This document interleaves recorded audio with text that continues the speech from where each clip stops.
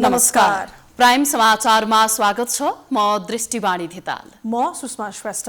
सुरु गरौं अहिलेसम्मका प्रमुख समाचारबाट।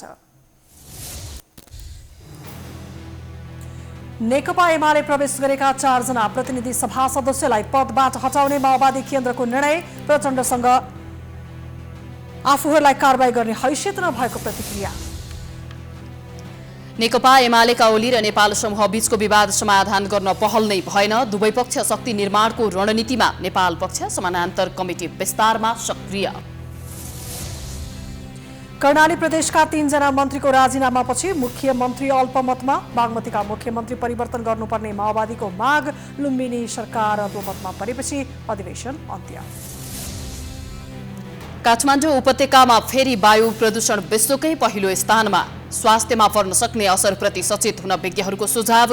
नियन्त्रणका लागि सरकार उदासीन।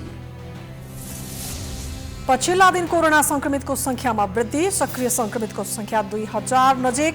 महामारीबाट आतंकित हुनुपर्ने अवस्था नरहेको भन्दै लकडाउन नगरिने सरकारको स्पष्टोक्ति। जोर्डनका राजाका सौतेनी भाइ हमजा विरुद्धको कुनै पनि सामग्री प्रकाशन गर्न प्रतिबन्ध। राजकुमार र अन्य गुप्तचर सेवाहरूको खोजीलाई सुरक्षित राखिने। र 3 स्टार क्लबलाई 4-0 गोल अन्तरले पराजित गर्दै नेपाल पुलिस आहारा गोल्ड कपको सेमिफाइनलमा प्रवेश।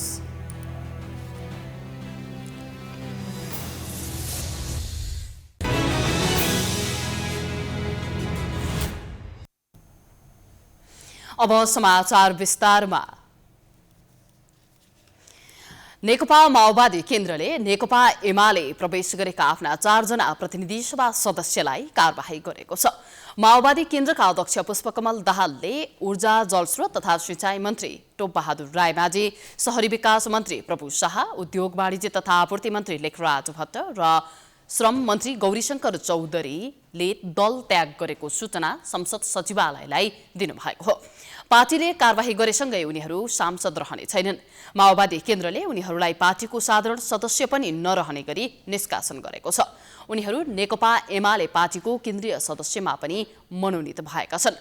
संसद सचिवालयको पत्र अनुसार कारबाही प्रक्रियाको सूचना जारी गरेपछि उनीहरू सांसद पदबाट औपचारिक रूपमा हट्नेछन्। संसद चलेको बेला सांसदबाट हटाइएको सूचना प्रतिनिधि सभा बैठकमा सभामुखले जानकारी दिनुपर्ने कानूनी व्यवस्था छ।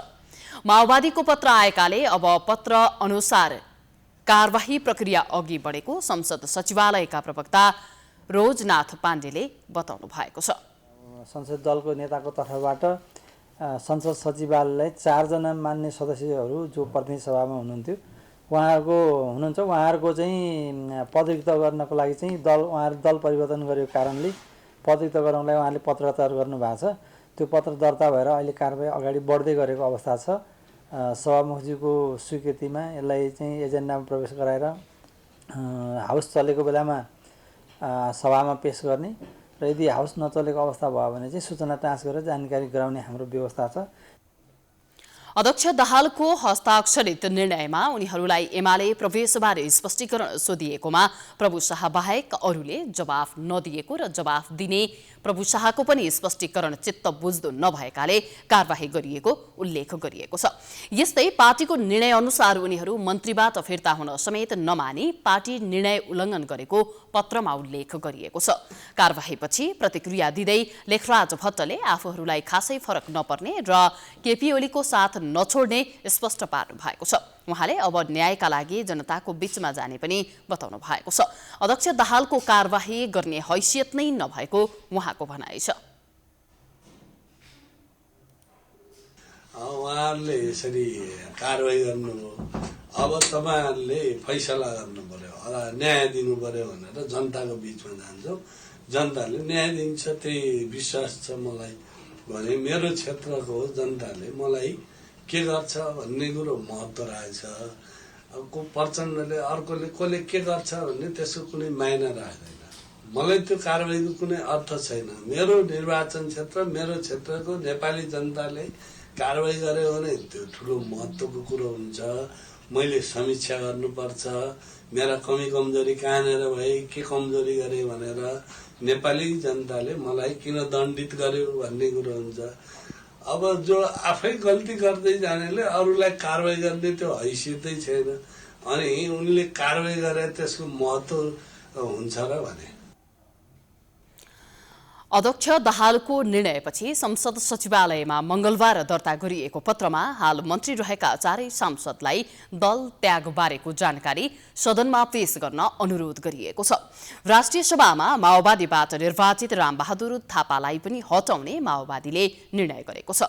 त्यसको जानकारी केही दिनमा मात्रै संसद सचिवालयलाई दिइनेछ। नेकपा माओवादी केन्द्रका अध्यक्ष पुष्पकमल दाहालले आफूले विगतमा केही गल्ती गरेको स्वीकार गर्नुभएको छ। 32औं जनआन्दोलन दिवसका सन्दर्भमा नेकपा माओवादी केन्द्रले मंगलबार रुकुम पश्चिममा आयोजना गरेको जनप्रशिक्षण कार्यक्रमलाई सम्बोधन गर्दै दाहालले पार्टीले अवसर पाउँदा संगठन निकै कमजोर रहेकाहरूलाई जिम्मेवारी दिएर गल्ती गरेको बताउनुभयो। उहाँले जीवनभर पार्टीका लागि संघर्ष गरेकालाई उपेक्षा गरेकोमा पश्चाताप पनि गर्नुभयो। म चाहिँ वास्तवमा तपाईहरुसँग थोरै आत्मालोचना गर्न पनि आएको हुँ। मैले राष्ट्रप्रति र जनताप्रति दायाँ बायाँ त कहिल्यै गरिन, तर यस बीचमा मलाई दुःखमा बचाउने, मलाई सहयोग गर्ने, जस्तो सुकै अप्ठ्यारो पर्दा पनि प्रचण्ड भनेर हिँड्ने नेता कार्यकर्ता अलि ओझेलमा जस्तो, अलि जाली फटाए जस्ता चाहिँ, अलि चाहिँ तिनले भाउ पाए जस्तो चाहिँ भयो। हालै माओवादी केन्द्र छाडेर एमालेमा प्रवेश गरेका रामबहादुर थापासँग रुष्ट देखिनु भएका दाहालले आफूलाई गद्दार भन्नेहरूलाई पनि अवसर दिएको बताउनुभयो। थापाप्रति लक्षित गर्दै दाहालले आफैमाथि बम प्रहार गर्ने साथीहरूलाई गृहमन्त्री बनाएको बताउनुभयो। आएर गल्ती भयो कमरेड भन्नेलाई मैले बडो उदारतापूर्वक पार्टीको माथिल्लो तहमा जिम्मा दिएँ। मेरो गल्ती भयो भनेर मलाई गद्दार भन्नेहरू त्यति मात्रै होइन, 70 को चुनावमा म माथि बम प्रहार गर्ने, म केही सेकेन्डले मात्रै बचेको थिएँ। ती बम प्रहार गर्ने साथीहरूलाई मैले गृहमन्त्री बनाएँ। सायद मैले गल्ती गरेँ। संगठनमा कुनै प्रभाव नै नभएका मानिसलाई स्थायी समितिमा राखेको भन्दै उहाँले त्यस्ता मानिस अन्ततः बिकाउ साबित भएको बताउनुभयो। त्यसैगरी उहाँले प्रधानमन्त्री केपी शर्मा ओलीको प्रतिगमनलाई परास्त गरेरै छाड्ने बताउनुभयो।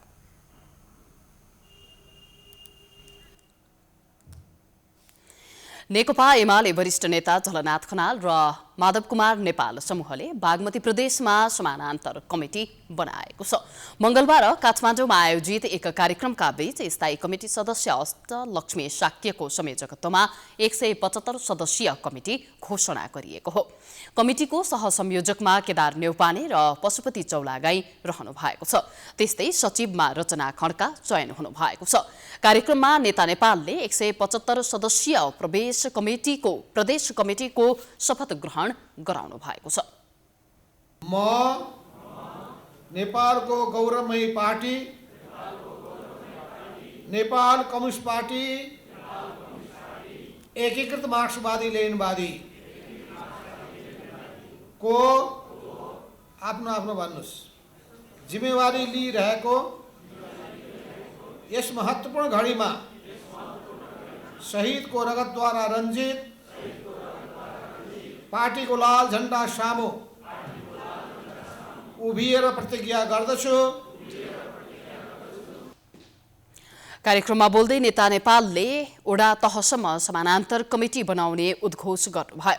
उहाँले ओलीसँग आत्मसमर्पण गरेर जान नहुने भन्दै सकारात्मक शक्तिसँग एकताबद्ध भएर जान चाहेको उल्लेख गर्नुभयो। सांसद पद जाने प्रधानमन्त्री केपी शर्मा ओलीको धम्कीबाट नतर्सिने समेत उहाँले उल्लेख गर्नुभएको छ। सांसद पद ओलीले संसद विघटन गर्दा नै गएको र सर्वोच्च अदालतको फैसलाले फर्किएको उहाँको भनाइ छ। नेता नेपालले छिट्टै मध्यावधि चुनाव हुने सुनेको भन्दै ओलीले के गर्छन् हेर्न बाँकी रहेको तर्क गर्नुभएको छ। आफूहरूलाई माओवादीसँग निकट रहेको भन्दै ओलीले इमोसनल ब्ल्याकमेल गरेको नेता नेपालले बताउनु भएको छ। उहाँले पार्टीलाई नयाँ ढङ्गले एकताबद्ध रूपमा अघि बढाउने जिकिर पनि गर्नुभएको छ। एकलौटी जब गुटको भेलालाई केन्द्रीय कमिटीको बैठकको नाम दिएर मन परी ढङ्गले विधानमा संशोधन गर्न थाल्नुभयो, बाधा अड्काउ फुकाउने अधिकारको दुरुपयोग गर्नुभयो। हाम्रो विधानमा विधान अधिवेशन बाहेक कुनै विधान महाधिवेशन बाहेक कसैले विधानको संशोधन गर्न सक्दैन। मलाई निलम्बन गर्ने घोषणा गर्नुभयो, भीम रावललाई निलम्बन गर्ने घोषणा गर्नुभयो। अहिले त घनश्याम भुसाल र सुरेन्द्र पाण्डेलाई त ब्राकेटमा के पनि लेखिएको छ भने कि तपाईहरू प्रतिनिधि सभाको सदस्य हुनुहुन्छ, हाललाई हटाएको छैन। खनाल नेपाल समूहले बागमती प्रदेश अन्तर्गत 13 जिल्लामा समानान्तर कमिटी पनि बनाएको छ। प्रधानमन्त्री तथा एमालेका अध्यक्ष केपी शर्मा ओलीले नेपाल सहित 4 जना नेतालाई पार्टीबाट निलम्बन गरेपछि नेपाल समूहले समानान्तर कमिटी बनाउने रणनीति बनाएको हो। जसअनुसार उक्त समूहले 2075 जेठ 2 गते अघिको कमिटीलाई क्रियाशील बनाइरहेको दावी गर्दै आएको छ।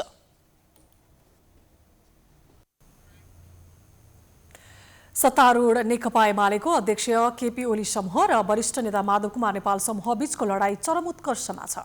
अध्यक्ष ओलीले नेपाल समूहका शीर्ष नेताहरूलाई धमाधम कारबाही गरिरहनु भएको छ।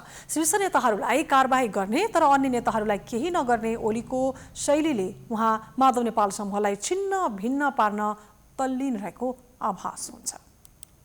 मुलुकको राज्य सत्ता सञ्चालन गरिरहेको नेकपा एमाले भित्रको अन्तर्द्वन्द्व उत्कर्षमा पुगेको छ। नेकपा एमाले अध्यक्ष केपी शर्मा ओली समूह र वरिष्ठ नेता माधव कुमार नेपाल समूह गरेर 2 धारमा विभाजित छ। अध्यक्ष ओलीले माधव नेपाल समूहमाथि कारवाहीको प्रक्रिया तीव्र गतिमा अगाडि बढाएका छन्। ओलीले वरिष्ठ नेता माधव नेपाल, उपाध्यक्ष भीम रावल, उपमहासचिव घनश्याम भुसाल र स्थायी कमिटी सदस्य सुरेन्द्र पाण्डेलाई 6 महिनाका लागि पार्टीबाट निलम्बित गरेका छन्। यी नेताहरूमाथि पार्टी हित विपरीतका गतिविधि गरेको र व्यक्तिगत स्वार्थ पूर्तिका लागि एकतालाई विखण्डित गर्ने गरी गुटगत क्रियाकलाप गरिरहेको आरोप नेतृत्वले लगाएको छ। नेपाल समूहका शीर्ष नेताहरूलाई अध्यक्ष ओलीले कारवाही गरिरहँदा यिनीहरूसँगै समान तरिकाले अध्यक्षको विरोध गरिरहेका अन्य नेताहरूलाई भने केही गरेका छैनन्। यस प्रकारको शैली अवलम्बन गरेर केपी ओली नेपाल समूहका शीर्ष नेताहरूलाई एक्ल्याउन लागि परेका उक्त समूहका नेता बताउँछन्। एमाले वरिष्ठ नेता माधव नेपाल अध्यक्षको कार्यशैली विरुद्ध आफूहरू एकताबद्ध रूपमा डटेर खडा हुने बताउनुहुन्छ। कति धेरै प्रयत्न गरौँ पार्टीलाई विधि विधान र विचारको आधारमा अगाडि बढाएर लान। सबै कुरालाई लत्याएर केपी ओलीले जुन हिसाबले कम्युनिस्ट पार्टीलाई छिन्न भिन्न गर्न खोज्नुभयो त्यसलाई हामीले स्वीकार गर्न सकेनौँ। कम्युनिस्ट पार्टीमा नीति प्रधान हुन्छ, नेता प्रधान हुँदैन। यस अर्थमा नेताहरू आउँछन् जान्छन्, नीति रहिरहन्छ, सङ्गठन रहिरहन्छ, त्यो अगाडि बढिरहन्छ। यही विचारमा नै विवाद हो केपी ओलीसँग। हामी सामूहिकतामा विश्वास गर्छौँ, उहाँ व्यक्तिवादितामा विश्वास गर्नुहुन्छ। केपी शर्मा ओलीले नेपाल समूहका माथिल्लो तहका नेताहरूलाई पार्टी जिम्मेवारीबाट पनि हटाएका छन्। एमालेका तल्ला तहका कमिटीहरूमा पनि माधव नेपाल समूहका नेताहरूले खासै कारवाही भोग्नु परेको छैन। माधव नेपाल समूहका नेताहरूप्रति अध्यक्ष ओलीको फरक फरक व्यवहारबाट उहाँको उद्देश्य यो समूहलाई छिन्न भिन्न पार्नु रहेको चर्चा राजनीतिक वृत्तमा छ। पार्टी नेतृत्वले जस्तो सुकै हत्कण्डा अपनाए पनि विचलित नहुने एमाले उपाध्यक्ष अष्टलक्ष्मी साक्यको भनाइ छ। कम्युनिस्ट आन्दोलनमा लागिरहँदाखेरि कहिले पनि अल्पत्र हुँदैन। एउटा सही विचार बोक्न सक्यो भने, सही चाहिँ दृष्टिकोण बोक्न सक्यो भने, सही कार्यदिशा बोक्न सक्यो भने, सही ढङ्गले दृढतापूर्वक अगाडि बढिरहँदाखेरि एक्लै पनि जितिन्छ, एक्लै पनि। त्यसो भएको हुनाले हामी जित्छौँ, हामी जितिराखेका छौँ, जित्छौँ। तर हामी एउटै कम्युनिस्ट नेकपा एमाले भित्र घरभित्र नभए पनि हामी बाहिर हामीलाई चाहिँ ताला चाबी बन्द गरेर बाहिर राखेको भए पनि हामी सही विचार लिइराखेका छौँ, सही दृष्टिकोण लिइरहेका छौँ, सही ढङ्गले अगाडि बढाएका छौँ। पार्टी हित विरोधी गतिविधिमा संलग्न जो कोहीलाई कारवाही गरिने ओली समूहका नेताहरू बताउँछन्। संगठनको माथिल्लो जिम्मेवारीमा रहेका नेताहरूले सोही अनुरूपको आचरण कायम राख्नुपर्ने एमाले स्थायी कमिटी सदस्य खगराज अधिकारीको भनाइ छ। कसैलाई छिन्न भिन्न पार्ने वा एक्ल्याउने पार्टी नेतृत्वको कुनै चाहना नभएको उहाँ बताउनुहुन्छ। उहाँहरूलाई पनि हामी पार्टीबाट निष्कासन गरेर विदा गर्न खोजेका होइन, उहाँहरू सचिनुहोस् भने हो। अरूलाई पनि हामी के हो भने पार्टीको विधान अनुसार, वैधानिक व्यवस्था अनुसार चलाउँ। विधानको वैधानिक व्यवस्था एउटा अन्तिम विषय हो।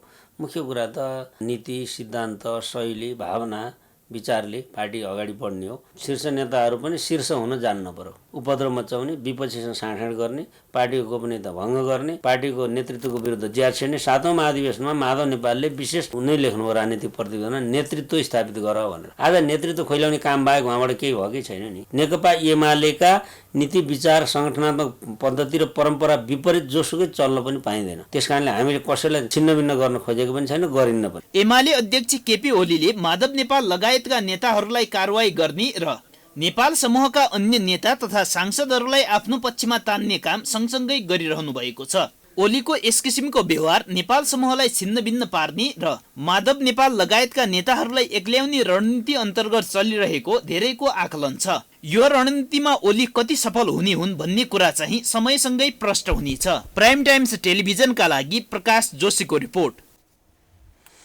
कर्णाली प्रदेश सरकारमा रहेका नेकपा एमालेका 3 जना मन्त्रीले संयुक्त रूपमा राजीनामा दिएका छन्।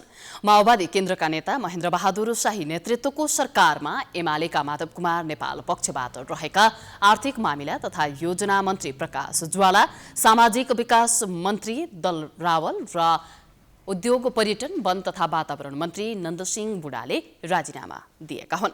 संसदीय दलको आइतबार बसेको बैठकले मुख्यमन्त्री शाही नेतृत्वको सरकारमा रहेका 3 मन्त्रीलाई तत्काल राजीनामा दिन निर्देशन दिएको थियो। 3 जना मन्त्रीले पार्टी निर्देशन अनुसार संयुक्त रूपमा राजीनामाको घोषणा गरेका हुन्। यसअघि गत चैत्र 4 गते एमालेले कर्णाली प्रदेश सरकारलाई दिएको समर्थन फिर्ता लिने निर्णय गरेको थियो। तर माधव नेपाल समूहका सांसदहरूले आफूहरूले समर्थन फिर्ता नलिएको बताउँदै आएका थिए। 3 मन्त्रीको राजीनामा आएपछि मुख्यमन्त्री महेन्द्र बहादुर शाहीले आफूसँग सरकार जोगाउने विकल्प बाँकी रहेको बताउनु भएको छ।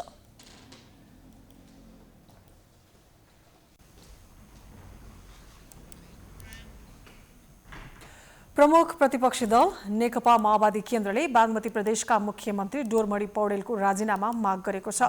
मंगलबार बसेको प्रदेशसभा बैठकमा विशेष समय लिएर बोल्दै संसदीय दलका नेता शालिग्राम जमकटेलले वर्तमान प्रदेश सरकार पूर्ण रूपमा असफल भइसकेको र विश्वासको प्रस्ताव दर्ता गर्दा अल्पमतमा रहेका कारण तत्काल राजीनामा दिएर नयाँ सरकार गठन गर्ने वातावरण निर्माण गर्न आग्रह गर्नुभएको हो। सभामुख सानुकुमार श्रेष्ठले प्रदेश सभाको बैठक सुरु गर्ने बित्तिकै माओवादीका सांसदहरूले उठेर बोल्ने समय माग गरेका थिए। बैठकमा संसदीय दलका नेता शालिग्राम जमकटेलले सरकार हरेक क्षेत्रमा असफल भएको आरोप लगाउनु भएको थियो। नेता जमकटेलले प्रदेश सभाका विभिन्न समितिहरूले दिएको निर्देशन समेत नमानेर सरकार अगाडि बढिरहेको बताउनुभयो। सरकारले चित्त बुझ्दो जवाफ नदिएसम्म सदनको काम कारबाही अगाडि बढ्न नदिने नेता जमकटेलले बताउनुभयो।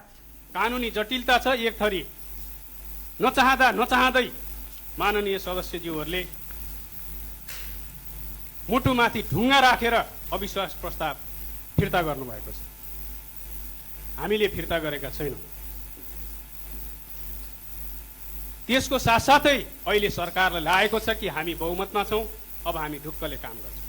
म अनुरोध गर्न चाहन्छु, वैचारिक हिसाबले, सङ्गठनात्मक हिसाबले, भावनाको हिसाबले यो सरकार अल्पमतको सरकार हो, नेकपा एमालेको सरकार भए पनि तत्काल राजीनामा गर्नुहोस् र यो प्रदेश सभाले अर्को सरकार निर्माण गर्छ। माओवादी केन्द्रले विद्युतीय बस सञ्चालन मदन भण्डारी फाउन्डेसनलाई 50 लाख रुपैयाँ दिनको कारण स्पष्ट पार्न पनि माग गरेको छ। माओवादीले बैठकमा उठेर विरोध जनाएपछि सभामुख श्रेष्ठले अर्को बुधबार बिहान 11 बजेका लागि आह्वान गर्दै बैठक स्थगित गर्नु भएको थियो। लुम्बिनी प्रदेशसभाको हिउँदे अधिवेशन अन्त्य भएको छ। मंगलबार बसेको प्रदेशसभाको बैठकमा सभामुख पूर्णबहादुर घरतीले सभा अन्त्य सम्बन्धी प्रदेश प्रमुख धर्मनाथ यादवको पत्र सभामा पढेर सुनाउनु भएको थियो। सभा अन्त्य गर्न सोमबारको मन्त्री परिषदको बैठकले सिफारिस गरेको थियो। पछिल्लो समय नेकपा माओवादी केन्द्र, नेपाली कांग्रेस र जनता समाजवादी पार्टी जसपा मिलेर एमाले नेतृत्वको सरकार ढाल्ने तयारी रहेको चर्चा चलेको छ। यसैबीच प्रदेश सरकारले अधिवेशन अन्त्य गरेको हो। चैत्र 18 गतेबाट सुरु भएको 7औं अधिवेशन 5वटा बैठक बसेर अन्त्य भएको सभामुख घरतीले बताउनुभयो। प्रदेश सरकार लुम्बिनी प्रदेश मन्त्री परिषदको निर्णय बमोजिम प्रदेश सभाको चालु अधिवेशन अन्त्य गर्नका लागि माननीय मुख्यमन्त्रीबाट अनुरोध भई आए अनुसार नेपालको संविधानको धारा 183 को उपधारा 2 बमोजिम सम्मत 2077 साल चैत्र 24 गते मङ्गलबार राति 12 बजेदेखि प्रदेश सभाको चालु 7औं अधिवेशनको अन्त्य गरेको छु। धर्मनाथ यादव प्रदेश प्रमुख मिति 2077-12-24 गते। त्यसअघि बैठकमा कांग्रेस र माओवादीका प्रदेशसभा सदस्यले आफूमाथिको अविश्वासको प्रस्ताव छल्न मुख्यमन्त्रीले संसदको अधिवेशन अन्त्य गरेको आरोप लगाएका थिए। त्यस्तै उनीहरूले मुख्यमन्त्रीले नै प्रदेशसभालाई कमजोर बनाउन खोजेको आरोप पनि लगाए। सरकारलाई म आग्रह गर्न चाहन्छु, यो अधिवेशन आफैमा पनि एउटा अत्यन्तै महत्त्वपूर्ण अधिवेशनको रूपमा र यो विधेयक अधिवेशनका रूपमा यसलाई लिएर अगाडि बढ्न पर्ने जो बेला आज एकाएक अत्यन्तै छोटो समयमा यो हाउस फेरि अन्त्य गर्न खोजिएको चाहिन्छ कि जहाँ जनताको आवाजलाई मुखरित गर्ने ठाउँ जो संसद हो। तर अहिले सुनिँदैछ आजबाट संसद स्थगन हुँदैछ र यो बडो दुःखको कुरा हो। र यो संसदबाट सरकारहरू किन तर्सिन्छन्, किन आतंकित छन्? जनताको सार्वभौम सत्ता, जनताका मतहरू, विचारहरू, लोकतन्त्रलाई, राष्ट्रियतालाई मजबुत गराउने संस्थाहरूबाट किन आतंकित भइरहेका छन्? यो एउटा गम्भीर प्रश्न भएको छ। सङ्घको प्रतिनिधि सभा विघटन भयो, संसद सर्वोच्च अदालतले पुनर्स्थापना गर्यो। आज सङ्घीय संसदलाई सरकारले बिजनेस दिइरहेको छैन। बैठकमा नेकपा माओवादी केन्द्रको संसदीय दलको चैत्र 13 गतेको निर्णय अनुसार दल परित्याग गरेका रूपन्देहीको निर्वाचन क्षेत्र नम्बर 1 ख का ददिराम न्यौपाने र गुल्मीको निर्वाचन क्षेत्र नम्बर 2 ख का दिनेश पन्थीको पद रिक्त भएको जानकारी गराइएको थियो। दुवै प्रदेशसभा सदस्यले माओवादी परित्याग गरी प्रधानमन्त्री केपी शर्मा ओली नेतृत्वको पार्टीमा केन्द्रीय सदस्य बनेका छन्। दुई प्रदेशसभा सदस्य कारबाहीमा परेसँगै लुम्बिनी प्रदेशसभामा अब प्रदेशसभा सदस्यको संख्या 85 रहेको छ। माओवादी केन्द्रका 20 सांसदबाट 18 भएका छन्।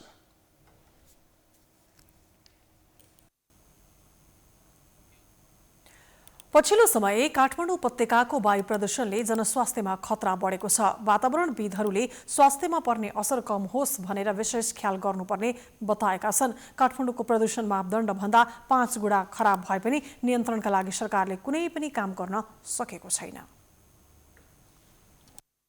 चैत 13 गतेदेखि सुरु भएको वायु प्रदूषण अझै हटेको छैन। चैत 18 गते मुलुकका केही ठाउँमा पानी परेपछि घट्दै गएको वायु प्रदूषण फेरि बढेको छ। चैतको दोस्रो सातादेखि मुलुकका अधिकांश वनमा डढेलो लागेका कारण वायुको गुणस्तर खस्किएको हो। IQAR का अनुसार मंगलबार दिउँसो काठमाडौँ विश्वका 94 शहरमध्ये प्रदूषणका हिसाबले पहिलो नम्बरमा छ। वायु प्रदूषण काठमाडौँमा मात्र नभई देशका अन्य भागमा पनि बढिरहेको छ। सोमबार मात्रै वायु प्रदूषणका कारण बाक्लो तुवालो लाग्दा पोखराको हवाई उडान अवरुद्ध भएको थियो। त्यसैगरी आइतबार वायु प्रदूषणको प्रतिकूल मौसमका कारण चितवनको हवाई उडान पनि प्रभावित भएको थियो। वायु प्रदूषण बढेसँगै श्वास प्रश्वासमा समस्या हुने लगायत स्वास्थ्यमा समस्या देखा पर्न सक्ने भएकाले विशेष सावधानी अपनाउन जनस्वास्थ्यविदले आग्रह गरेका छन्। अब सुरुमा यसले चाहिँ श्वास प्रश्वासमा धेरै समस्या हुने भयो हैन। अब मान्छेलाई एलर्जिक रियाक्सनहरू हुनसक्छ, धुलो धुवाहरूको हुनसक्छ हैन, फोक्सोको समस्याहरू हुनसक्छ हैन, जुन चाहिँ अब एउटा COPD भन्छ, रक्तचापहरूको हुनसक्छ, रोगहरू फैलिन्छ। अवेरनेस भन्ने दिनु पर्यो, सुरुमा अवेरनेस प्रोग्रामहरू दिनु पर्यो। त्यसपछि चाहिँ अनि अब आफूले आफ्नै पेसेन्टले तर्फबाट चाहिँ अब मास्कहरू लाउने हैन, बच्न खोज्ने। यसअघि देशभरको वायु प्रदूषण उच्च बिन्दुमा पुगेसँगै सरकारले चैत 13 गतेदेखि 4 दिन विद्यालय बन्द गराएको थियो। स्वच्छ र सफा वातावरणमा बाँच्न पाउने हरेक नागरिकको संवैधानिक अधिकार हो। संविधानको धारा 30 ले उक्त कुरालाई मौलिक अधिकारको रूपमा सुनिश्चित गरेको छ। यसैलाई कार्यान्वयन गर्नको लागि राष्ट्रिय वातावरण नीति 2076 तर्जुमा गरिएको हो। तर नीतिको भने प्रभावकारी कार्यान्वयन भएको छैन। नेपालको सन्दर्भमा काठमाडौँमा स्पेशली भन्नुपर्दा प्रदूषण एकदमै बढेको छ र हाम्रो स्वास्थ्यलाई एकदमै नकारात्मक प्रभाव यसले परिरहेको छ। न यो यन्त्र चलेको छ, न सरकार चलेको छ, न देश चलेको छ, केही मतलबै छैन कसैलाई सरकारसँग यो कुरासँग। सिस्टममा केही चलेपछि पो मान्छे यो भइरहेको छैन भनेर ठाउँ हुन्छ नि त, ठाउँ राख्ने कुरा कसले सुन्छ र। वन तथा वातावरण मन्त्रालयले प्रदूषणको मात्रा पत्ता लगाई न्यूनीकरण गर्ने उद्देश्यले काठमाडौँ उपत्यका र उपत्यका बाहिरका विभिन्न 29 स्थानमा वायुको अवस्थाबारे जानकारी दिने उपकरण जडान गरेको छ। तर कतिपय स्थानमा यी उपकरण बिग्रिसकेका छन्। उपकरणहरूलाई तत्काल मर्मत गरी नागरिकलाई सुसूचित गराउने प्रयास भइरहेको वातावरण विभागले जनाएको छ। कतिपय ठाउँमा बिजुलीको कारणले पनि सुचारू नभएको रहेछन्। त्यो पनि अहिले हाम्रो आफ्नै वातावरण विभागकै मिटर त्यो स्थानमा जोडेर हामीले अब 4-5 स्थानमा मात्रै हाम्रो मिटर जोड्नु बाँकी छ। काठमाडौँदेखि पश्चिमी भेगमा सबै ठाउँमा भइसक्यो र पूर्वी भेगको लागि पनि हाम्रो कर्मचारी खटाएको छौँ। त्यहाँ पनि अब हामीले त्यो जडान गर्ने काम गर्छौँ। त्यो अवश्य सुचारू हुन्छ। विश्व स्वास्थ्य संगठन WHO ले वायुको गुणस्तर सूचकाङ्क AQI 300 भन्दा बढी भएमा घातक भनेको छ। वायु प्रदूषणका कारण सन् 2019 मा नेपालमा 42,100 जनाको मृत्यु भएको स्टेट अफ ग्लोबल एयर 2020 नामक अन्तर्राष्ट्रिय अध्ययन प्रतिवेदनले देखाएको छ। सन् 2016 को विश्व स्वास्थ्य संगठनको एक अध्ययन प्रतिवेदनले प्रदूषणका कारण काठमाडौँमा मात्रै झन्डै 10,000 मानिसको मृत्यु हुने देखाएको छ। समाचारको सिलसिला जारी नै छ। हामी विश्रामपछि आउँछौँ।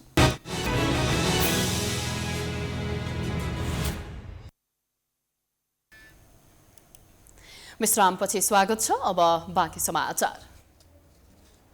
आज चैत्र 24 गते अर्थात् जनआन्दोलन दिवस। 30 वर्षे निर्दलीय पञ्चायती व्यवस्थालाई घुँडा टेकाएको ऐतिहासिक आन्दोलनको स्मरणमा चैत्र 24 गते जनआन्दोलन दिवस मनाइन्छ। 2017 सालमा राजा महेन्द्रले खोसेको प्रजातन्त्र पुनर्स्थापनाका लागि 2046 सालमा कांग्रेस नेता गणेशमान सिंहको नेतृत्वमा पञ्चायती व्यवस्था विरुद्ध राजनीतिक दलहरूले आन्दोलन गरेका थिए। यो आन्दोलन उत्कर्षमा पुगेपछि तत्कालीन राजा वीरेन्द्रले प्रजातन्त्र पुनर्बहाली गरेका थिए।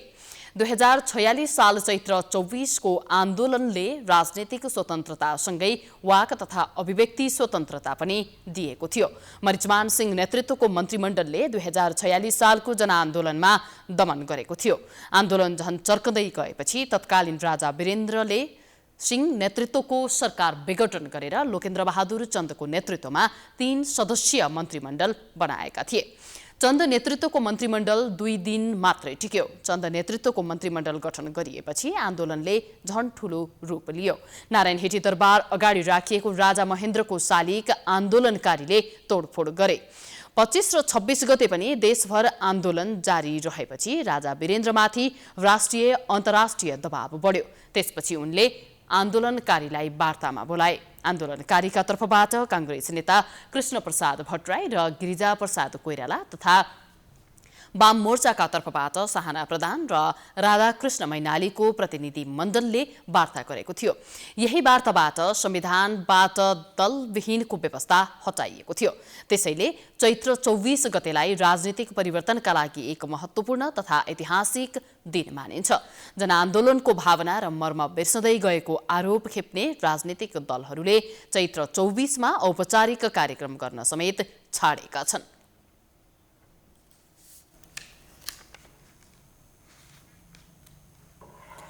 कोरोनाको दोस्रो लहर सुरु भएसँगै संक्रमण दर फेरि बढ्न थालेको छ। संक्रमण रोक्न सरकारले जनस्वास्थ्य मापदण्ड पालना गर्न आग्रह गरेको छ। कोरोना रोकथाम र नियन्त्रणका लागि आवश्यक स्वास्थ्य सामग्री पनि पर्याप्त छैन। यसैबीच नेपाल प्रहरीको सहयोगमा काठमाडौँका केही ठाउँमा विभिन्न सङ्घ संस्थाले मास्क र सेनिटाइजर वितरण गर्न थालेका छन्।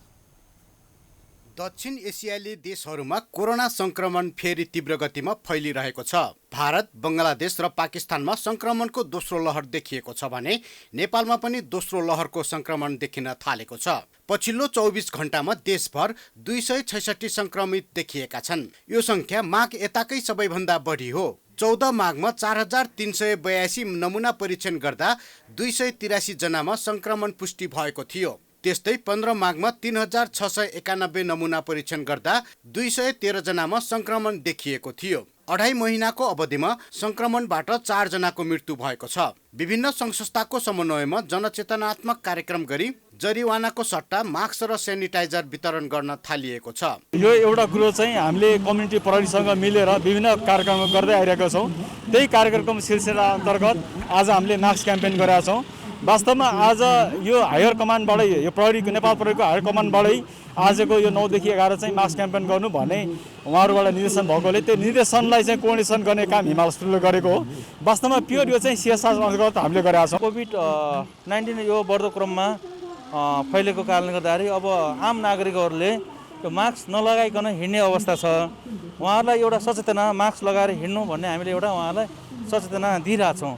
यसमा अब हामीले यो प्रहरीले भनौँ न हामीले चाहिँ यता हिमाल हस्पिटलसँग सहकार्य गरेर उहाँले चाहिँ अब सेनिटाइजर भयो मास्क भयो उहाँले उपलब्ध गराइदिनु भयो र हामी हामीले यसमा भनौँ यो अगाडि यहाँ कमल पोखरी अगाडि रोकेर यो नलगाउनेहरूलाई हामीले मास्क चाहिँ वितरण गरिरहेछौँ। यो अवस्थामा चाहिँ जनस्वास्थ्य मापदण्ड पालना गर्न सरकारले आग्रह गरे पनि कतिपय मास्क नलगाई हिँड्ने गरेका छन्। सामाजिक दूरी कायम नगर्दा संक्रमण अझ तीव्र गतिमा बढ्ने खतरा भए पनि सर्वसाधारण सजग देखिँदैनन्। मास्क सधैँ लगाएर हिँड्थे, आज अर्को ज्याकेट लगाएर चाहिँ अनि त्यसमा थियो कि पकेटमा थियो मास्क, अनि त्यही भएर मास्क त लाउनु पर्छ। अब यस्तो जोखिम कोरोनाको अवस्थामा होइन, म पनि अहिले लगाउन बिर्सिरहेको थिएँ मास्क। तर सबैजनालाई म के भन्न चाहन्छु होइन, मास्क सबैलाई लाउनु पर्छ। हाम्रै लागि सही हो मास्क लगाउनु भनेको, यति हो। काठमाडौँ उपत्यकामा महिना यताकै धेरै संक्रमित देखिएका छन्। काठमाडौँ उपत्यकामा संक्रमण बढ्दै गएपछि उपत्यका प्रवेश गर्ने सबै नाकाहरूमा प्रहरीले चेक जाँचमा कडाई गरेको छ। भारतमा कोरोनाको दोस्रो लहर पहिलो भन्दा द्रुत रूपमा फैलिएको छ। रोजगारीका लागि भारत गएका नेपाली फर्किने क्रम बढेकाले सीमा नाकामा चेक जाँच कडाई गर्न थालिएको छ। कोरोनाको लक्षण देखिएका भारतबाट फर्किनेहरूको अहिले नाकामा एन्टिजेन परीक्षण गर्ने गरिएको छ। संक्रमण अरू फैलिन नदिन नागरिक स्वयं पनि सचेत हुन जरुरी छ। नेपालमा मंगलबार थप 260 जनामा कोरोना भाइरस संक्रमण पुष्टि भएको छ। यो सँगै नेपालमा कोरोना संक्रमितको संख्या 2,78,470 पुगेको छ। त्यसैगरी थप 133 जना संक्रमित कोरोना मुक्त पनि भएका छन् भने हालसम्म 2,73,455 जना कोरोना मुक्त भएका हुन्। गत 24 घण्टामा कोरोनाका कारण कसैको पनि ज्यान गएको छैन। नेपालमा हालसम्म 3,036 जनाले कोरोना भाइरस संक्रमणकै कारण ज्यान गुमाएका छन्। हाल नेपालमा 1979 जना आइसोलेसनमा, 69 जना क्वारेन्टिनमा रहेका छन्। त्यस्तै 22,94,067 वटा PCR गरिएको स्वास्थ्य तथा जनसङ्ख्या मन्त्रालयले जनाएको छ।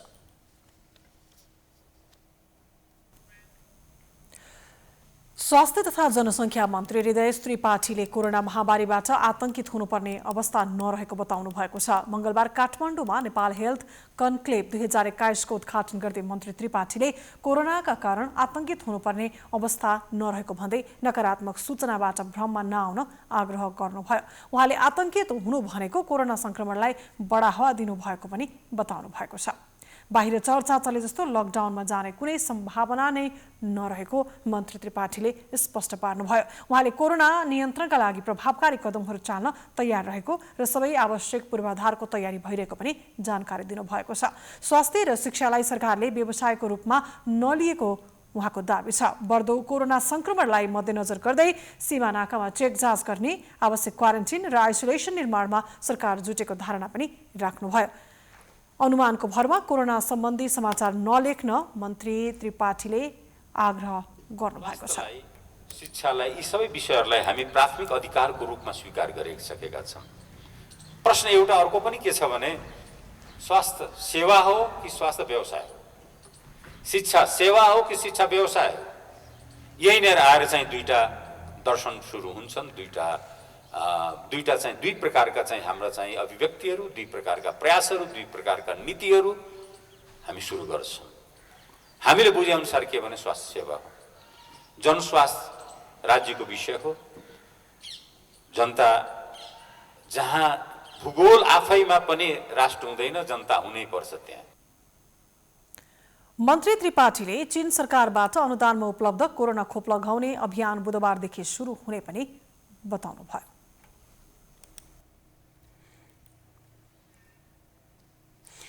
आठ रात 9 दिनसम्म भक्तपुरमा भव्य रूपमा मनाइने ऐतिहासिक एवं सांस्कृतिक पर्व बिस्केट जात्रा मनाउन जिल्ला प्रशासन कार्यालय भक्तपुरले रोक लगाएको छ।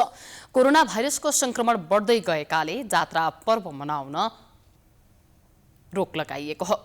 पर्व मनाउँदा यसको महामारी फैलन सक्ने भन्दै जिल्ला स्तरीय कोभिड-19 सङ्कट व्यवस्थापन सञ्चालन केन्द्र DCCMC को बैठकले जात्रा पर्व सञ्चालनलाई औपचारिकता एवं पूजामा मात्रै सीमित गर्ने निर्णय गरेको छ। बैठकले भक्तपुरमा मनाइने बिस्केट जात्रा, भैरव भद्रकालीको रथ तान्ने, लिङ्गो उठाउने, मध्यपुर थिमीको बोडेमा मनाइने जिब्रो जोड्ने, बालकुमारीमा मनाइने सिन्दुर जात्रा लगायतका भिडभाड हुने जात्रा पर्व मनाउन रोक लगाउँदै जात्रा पर्वलाई औपचारिक रूपमा मात्रै सीमित गर्ने निर्णय गरेको छ। बिस्केट जात्रा एवं पर्वमा रोक लगाएको भन्दै भक्तपुर र मध्यपुर थिमेका बासिन्दाले विरोध गरेका छन्। गत वर्ष पनि लकडाउनका कारण जात्रा पर्वलाई औपचारिकतामा मात्रै सीमित गर्दा स्थानीयवासीले बिस्केट जात्रा मनाउन पाएका थिएनन्। यस वर्ष जात्रा मनाउनका लागि गुठी संस्थानले भक्तपुरको तौमडी, भैरव र भद्रकालीको प्यागोडा शैलीमा रथ निर्माण गराइसकेको छ भने भेलु खेलमा 55 हात लामो लिङ्गो ल्याएर राखिएको छ। प्रशासनले भक्तपुरमा हजारौं सहभागी हुने गरी व्यापार मेला चलाउने स्वीकृति दिने तर आफ्नै जात्रा पर्व र परम्परा रोक्न खोज्ने भन्दै स्थानीयले विरोध जनाएका छन्।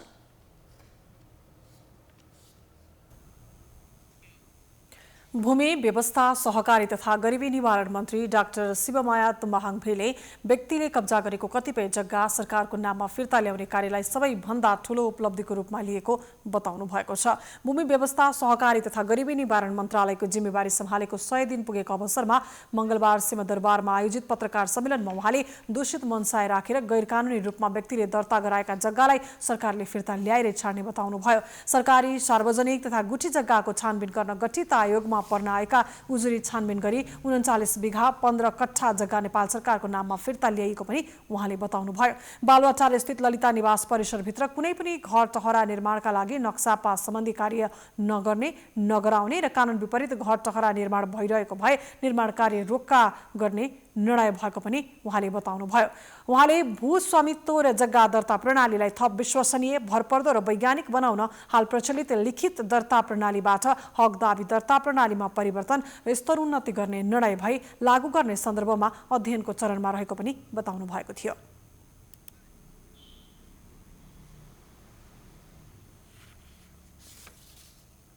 सम्पन्न गरिसक्ने स्थानीय तहहरूले त्यो जमिन अथवा जग्गा नापजाँच गर्नको लागि पनि हामीले केही कर्मचारीहरूलाई खटाउने कामहरू गरिसकेको अवस्था छ र त्यसमध्ये यो भूमिसँग जोडिएका जसलाई हामीले जमिन दिन्छौँ, जग्गा दिन्छौँ, त्यो जग्गा नापजाँच गर्नको लागि जम्मा 130 जना सर्वेक्षकलाई तल पठाइसकेको अवस्था छ। काम गर्दाखेरि अब विभिन्न ठाउँमा सरकारी, सार्वजनिक, गुठी जग्गाको छानबिन गर्न गठित आयोग एउटा बनाइएको थियो पहिले।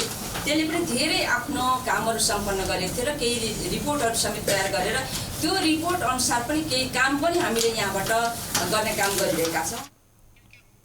भूमिहीन, दलित, भूमिहीन सुकुम्बासी तथा अव्यवस्थित बसोबासको लगत सङ्कलनका लागि भूमि सम्बन्धी समस्या समाधान आयोगबाट केन्द्रबाट दैनिक सङ्कलन भएको तथ्याङ्क प्राप्त गर्न सक्ने गरी विकास गरी प्रयोगमा ल्याइएको मन्त्रालयले जनाएको छ।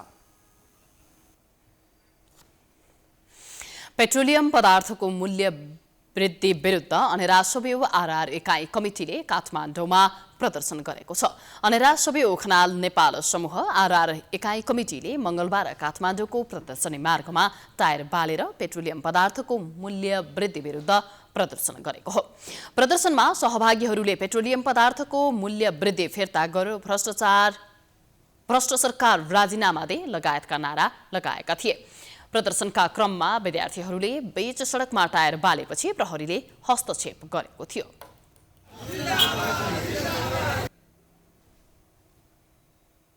आयल निगमले आइतबार राति 12 बजेदेखि लागू हुने गरी पेट्रोल, डिजेल र मट्टीतेलमा प्रति लिटर 2 रुपैयाँका दरले मूल्य बढाएको थियो।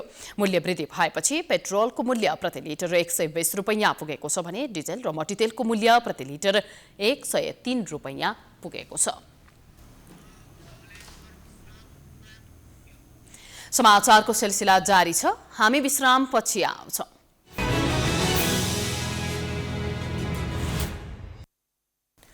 विश्रामपछि स्वागत छ। अब अन्तर्राष्ट्रिय समाचार।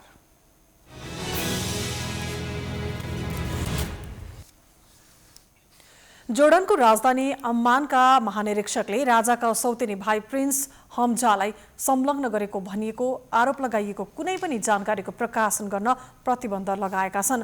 राजकुमार हमजा र अन्य गुप्तचर सेवाहरूको खोजीलाई सुरक्षित राख्नको लागि यस चरणमा यस अनुसन्धानसँग सम्बन्धित कुनै पनि कुराको प्रकाशनलाई प्रतिबन्धित गर्ने निर्णय गरिएको हो। जोर्डनका राजकुमारमाथि आदिवासी नेताहरू परिचालित गरेर सरकार विरुद्ध षड्यन्त्र गरेको आरोप लागेको छ। यसअघि युवराज हुसेनले आलोचकहरूलाई कारबाही गर्ने सिलसिलामा आफूलाई घरमै नजरबन्दमा राखिएको बताएका थिए। हुसेनले आफूमाथिका आरोप अस्वीकार गर्दै देशका नेताहरू असक्षम भएको बताएका छन्।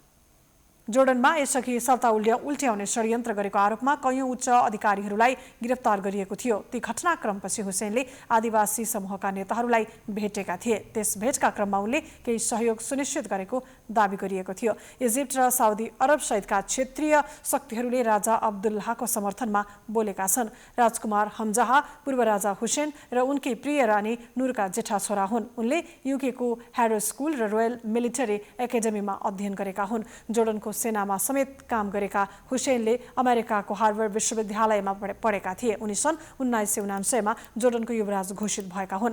तर राजगद्दी सम्हाल्न पाएका हालका राजा अब्दुल्लाहले सन् 2004मा उनको युवराजको पदवी खोसेका थिए।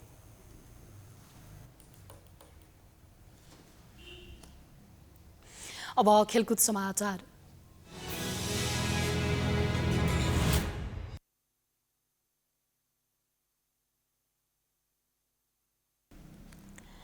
थ्री स्टार क्लबलाई 4-0 को नतिजामा पराजित गर्दै नेपाल पुलिस क्लब आहारारा गोल्ड कपको सेमिफाइनलमा प्रवेश गरेको छ। पोखरा रङ्गशालामा बुद्धबल तामाङले 28औं मिनेटमा गरेको गोलसँगै पहिलो हाफमा 1-0 को अग्रता बनाएको पुलिसले दोस्रो हाफमा थप 3 गोल गरेर जित सुनिश्चित गरेको थियो। तेज तामाङले प्रहार गरेको फ्री किकलाई 6 यार्ड बक्स भित्रबाट ट्याप इन मार्फत गोल गर्दै बुद्धले पुलिसलाई सुरुवाती अग्रता दिलाएका थिए। दोस्रो हाफमा थ्री स्टारको रक्षा पंक्तिमाथि हावी परेको पुलिसले 67औं मिनेटमा तेजले गरेको गोलसँगै अग्रता 2-0 मा लम्ब्याइएको थियो। त्यसको 6 मिनेट नबित्दै सुमन लामाले 73औं मिनेटमा गरेको गोलसँगै पुलिसले अग्रता 3-0 मा पुर्याएको थियो। थ्री स्टारमाथि हावी बनेको 6 पटकको आहारारा गोल्ड कप च्याम्पियन पुलिसका लागि 85औं मिनेटमा सौजन राई याख्याले गोल गर्दै टोलीका लागि 4-0 को जित सुनिश्चित गरे। जितसँगै फाइनल नजिक पुगेको पुलिसले सेमिफाइनलमा अफ्रिकन रूट एसोसिएसनसँग बिहिबार खेल्नेछ। भ्रमणकारी टोली अफ्रिकन रूट क्वार्टर फाइनलमा A division league champion Machhindra क्लबलाई 2-1 गोलको नतिजामा पराजित गर्दै अन्तिम 4 मा पुगेको हो।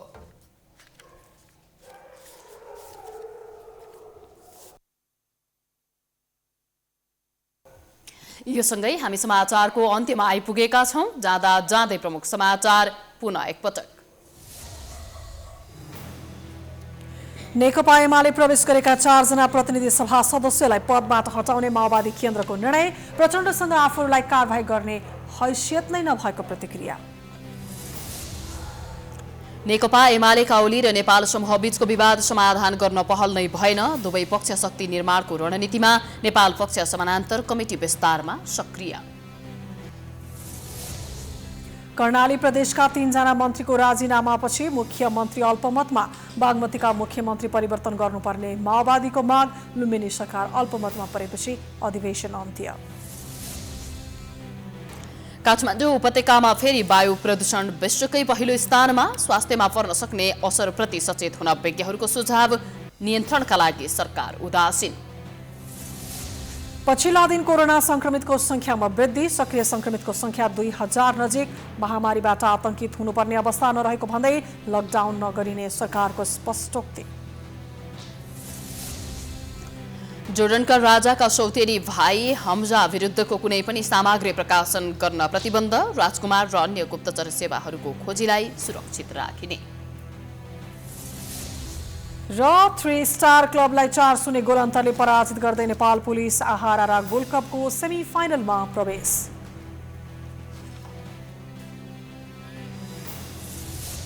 प्राइम समाचार अहिलेलाई सकियो। यसपछिको प्रस्तुति जनता जान्न चाहन्छन् ऋषि धमलाको साथमा। हेर्दै रहनुहोला प्राइम टाइम्स टेलिभिजन। नमस्कार।